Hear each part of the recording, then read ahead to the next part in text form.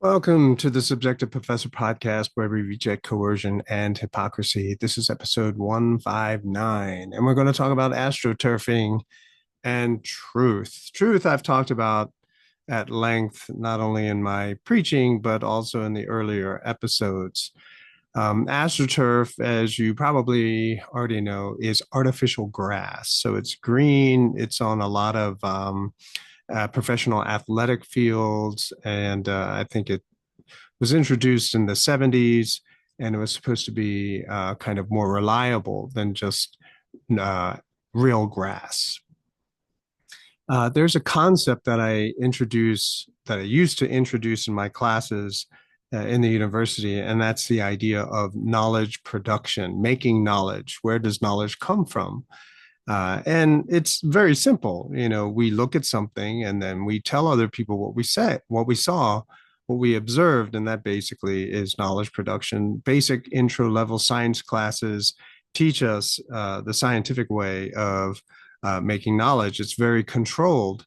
But once you leave that extremely restrictive, controlled environment of science, well, knowledge production happens all the time. Particularly, you can see this in younger groups when they come up with slang, right? Colloquialisms, expressions that only they know. So one might say then, oh, well, the difference between real official information production and run of the mill, uneducated, untrained, unvetted, unreliable information just happens from, everywhere else.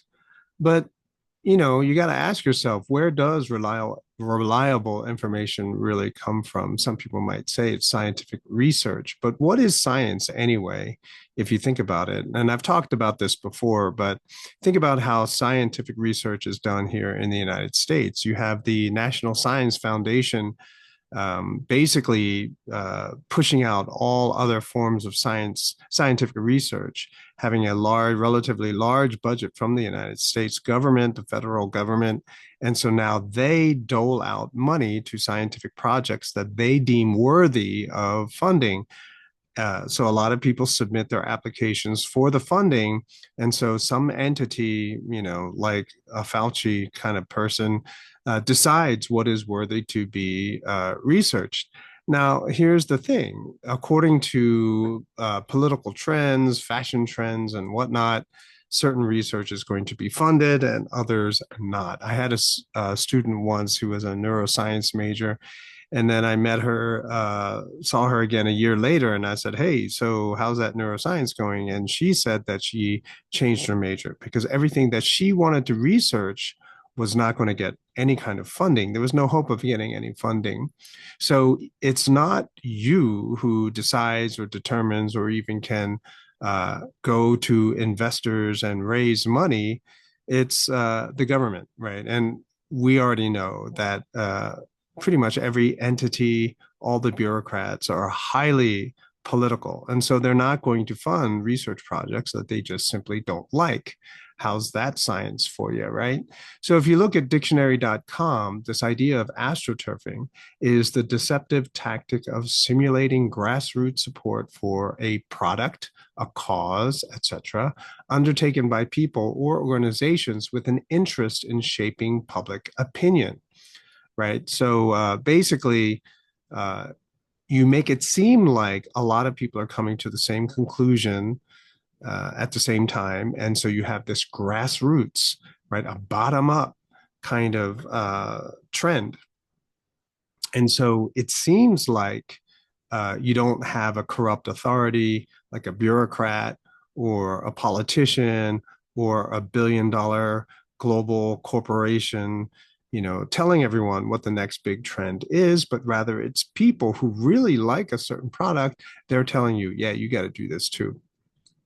I encountered the expression astroturf first in the medical field.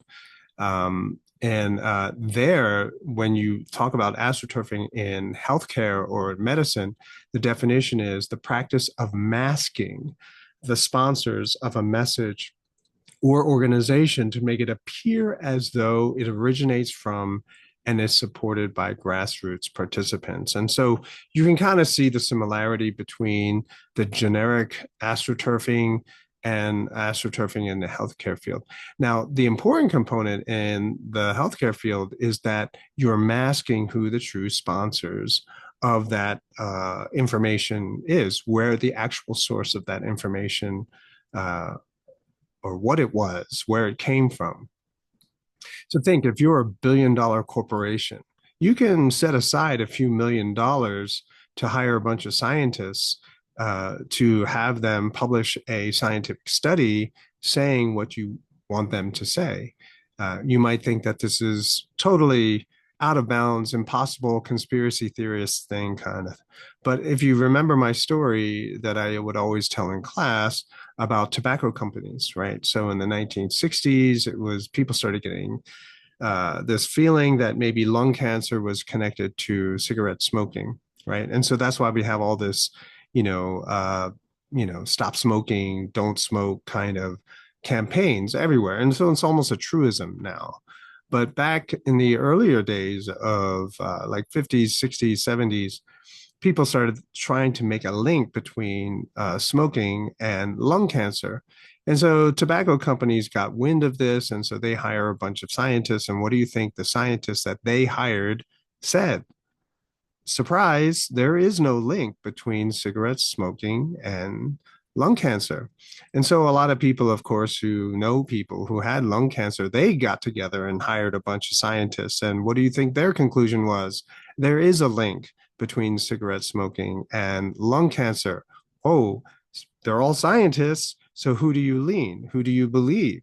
Right? Who's right and who's wrong? And obviously, there's a lot of subjectivity and a lot of politicizing, a lot of emotion that goes into deciding whether or not, smoking causes lung cancer or not. And don't get me started on secondhand smoke, but you have all of this information there. Where do you go, right? And of course, obviously, the courts and history people have sided with the, smoking is linked with lung cancer. And, I don't mind because I never smoked, but at the same time, I understand that, this is very inconvenient for a lot of smokers. Um, but, I do have some links. I tried to post them as an experiment on the description, but I think there are restrictions. And so it doesn't look like they look like links when I post them. And I don't know. But if you want them, you can send me a message and I'll send you the links, but you can do the research yourself, right? Look up astroturfing in global health, um, or in patient advocacy, or in drug approval, drug research studies, et cetera. And you'll see that this is what still oh, to finish the story on tobacco companies, right?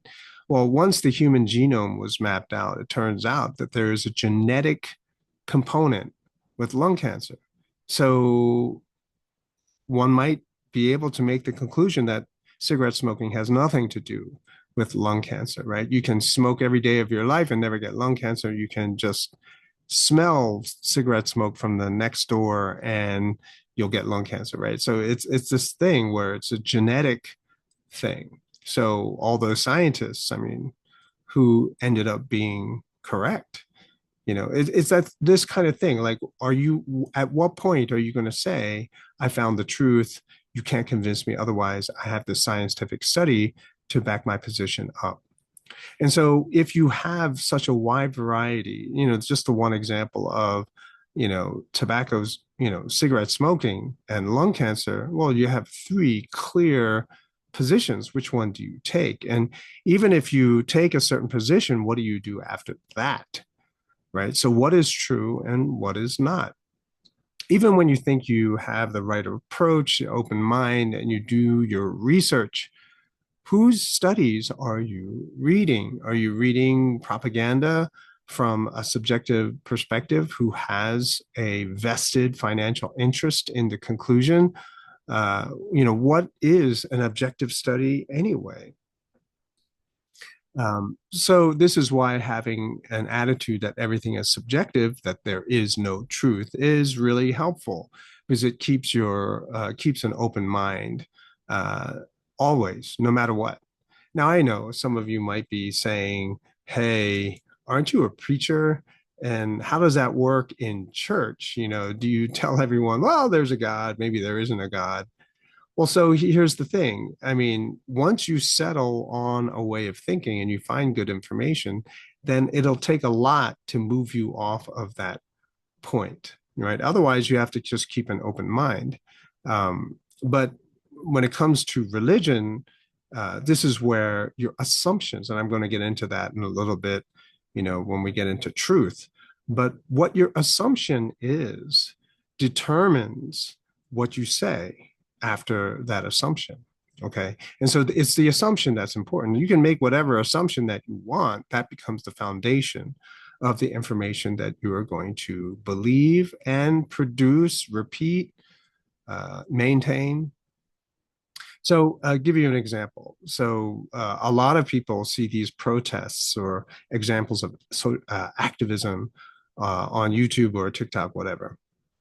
And Just Stop Oil is an example where they block traffic and all this other kind of stuff. It's a kind of a very interesting phenomena where a lot of the people who show up to these Just Stop Oil protests, do so riding in gasoline powered vehicles, whether it's an airplane or a bus or a car. And then they wear clothes that required oil not only to produce, but sometimes even to make. And then they pretend to sort of be upset over the use of oil. So just stop using it. Well, it's kind of absurd. Well, but they block a lot of traffic, right? And so, I saw this post where one funding source of Just Stop Oil is Hillary Clinton. One of her think tanks or her think tank donates to the biggest backer of Just Stop Oil, the Climate Emergency Fund, right? And so they donate to Hillary Clinton's think tank donates to the Climate Emergency Fund, and the Climate Emergency Fund, funds Just Stop Oil. And so you have to realize then that the protesters there, that's their job, right? It's not like, oh, I was at school, but I ditched classes so I could block traffic. No, that's not how it is. These are Just Stop Oil employees, right? So they're funded, and so they're paid to do these protests. Now, obviously, you believe in it. That's why you're doing it, right? But they, it's not, if it wasn't paid, would you see as many protests is what I'm trying to say. Like if it wasn't financed, if it wasn't funded, would you see as many protests? Even the clothing, right? Would you see people wearing matching clothes, sort of uniforms, if it wasn't funded? Also, so it looks like all of this grassroots activism seems real, that you have all these sincere people who believe in a certain cause and they're going to go out there.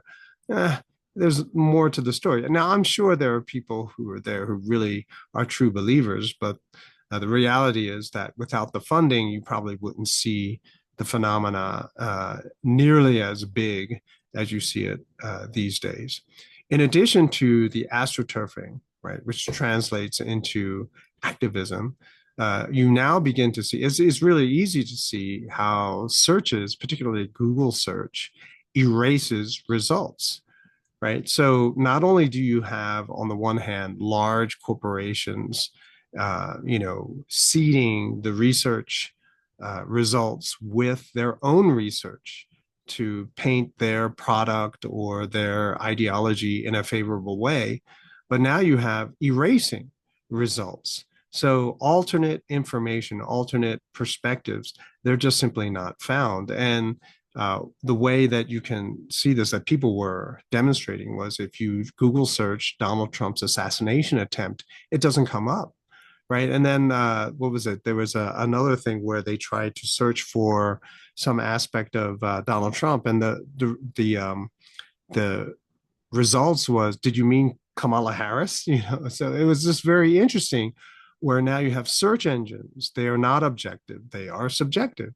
And based on the algorithm that you're using to generate the search results, you can tweak it in such a way that only certain results will show. This is why I use presearch, presearch.com, right? And a lot of times I'll compare to see what the results are from Google and the results from presearch. And presearch, it's said, is less political. And so the results are different. So there's a sea of subjectivity. There is a mountain of manipulation. So where's the truth? Now, a lot of people, including one of my favorite personalities, Ron Paul, he bashes on this idea, this postmodernist idea of there being no truth. I get it. And I largely agree with him. However, when you're in a university setting where a lot of people are screaming at you, saying that they have the truth and you don't, well, you have to adapt and you got to learn how to roll with that. You can't just say in reply, well, there is a truth. No, you can't do that. And I've already said in previous episodes that unfortunately the university subjectivity is hypocritical because the whole postmodernist deconstruction only reveals subjectivity. It does not tell you which is the correct one. It only reveals the subjective origin of various bits of knowledge. It doesn't tell you which one is the best, right? So if you change your subjectivity, the information, the things that you see, and therefore the things that you're going to observe, and therefore the things that you're going to believe are going to be different. So to say that truth is subjective, perfectly fine, right? Even me, conservative, super conservative Christian, I can say that, and it's not a big deal, right? All you have to do, remember, is you have to just look at the assumptions that are being made. So if someone says something, you just have to try to figure out what those assumptions are. And most of the time, I just simply ask. I said, oh, where does that come from? Why do you say that? On what basis? What criteria are you using? And you try to get at the assumptions, the bits of information that person believes to be absolutely true, upon which they're going to build their argument. So most people don't even think about the assumptions. They just believe that they are true. And people focus on the arguments that are being made. And so you don't even have to think about the assumptions. So for example, the FBI said that the shooter acted alone, or that the FBI is not guilty of any wrongdoing. In order to believe this and take this as being true, take this as the truth, you have to assume that the FBI would never lie, right? And then you can, because you believe that subjective truth, then you can go on and believe that the assassination attempt had nothing to do with the increased rhetoric against Iran, right? They have nothing to do with each other. So in the context of religion, well, it's fine, right? Because that's why you have different religions. And I've talked about religion before, but every time we make a religion episode, no one listens to it. But anyway, so I guess people are just sick of hearing it. But anything that you believe, that's your belief, and it's based on certain assumptions. So you have your truth, I have my truth, I believe my religion, you have your religion.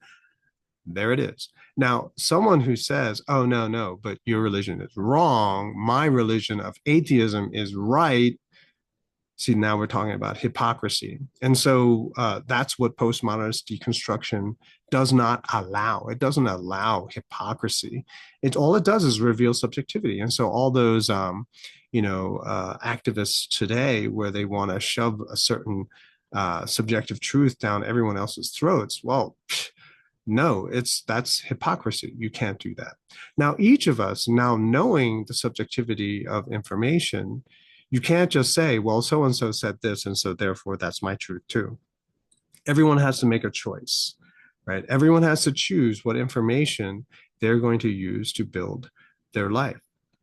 And the reason why we want to do this is because people who are confident in their belief, they know their assumptions, they know what they're building their knowledge and their critique on, that doesn't bother them. The people that are worried are the people who have weak ideas, bad ideas. And in order to protect their bad ideas from being outed or revealed as being bad, they need censorship. They need people to ban certain words, certain attitudes, certain perspectives as being evil or racist or sexist or whatever, or pro Russia, whatever. It doesn't matter. So weak ideas are afraid of competing ideas, right? Weak ideas need protection, like censorship. Okay. And we saw this during the lockdown era. Alternate subjectivities were disallowed, and everyone was forced to abide by a different subjectivity. But we see also the backlash post lockdown era. You see people pushing back, but sort of imposing their will, which is opposite of what we've been living through for the last couple of years, and forcing everyone else to live that way too. You don't have to do that. You just have to let all the ideas compete, right? And then the good ideas will be practiced by the people who believe they're good ideas, and the bad ideas will be practiced by a much, much smaller number of people. So small, in fact, that no one else will care, that they're afraid that if you go outside without a mask, that you're probably going to drop dead or something like that. So people who are confident in their belief can accept the premise of subjective truth because they know that once ideas go into competition with each other, the best ideas, the good ideas, the better information are always going to come out on top. So the conclusion is basically, yeah, there's a lot of astroturfing out there. But if you have a good principle through which you can analyze information, and you have search engines, right, which are less political than Google, well, then do whatever you want, right? But personally, for me, I use my logic, I use my reason, I use my understanding of human motivations, of political motivations, analyzing and looking at who benefits and who loses as a result of, the veracity or the how truthful certain information is or how accurate the information is, right? And recognizing just human nature, that if you pay enough money to someone, yeah, they'll say anything that you want. So you got to use your logic, you got to use your reason, and then you can eventually come to better information. And which is why even this attitude is consistent even in my faith, where just because someone says that the interpretation of scripture is going to be like this, well, it's possible. I don't have anything better, so let's go with that. But you always have an open mind for better interpretation. And this is very important because as society changes, as the world changes, as technology changes, as you get older, situations change and you need better information to adapt and help you to continue to live life to its fullest. Okay, that's it for today. Hopefully, this attitude will help you, especially when markets, stock markets, commodity markets, whatever, they become extremely volatile. Then you know how to find the information, look for sources that are going to give you better information to interpret what's going on, to help you to make better choices for yourself and for your family, for your future. That's it for today. I will talk to you tomorrow.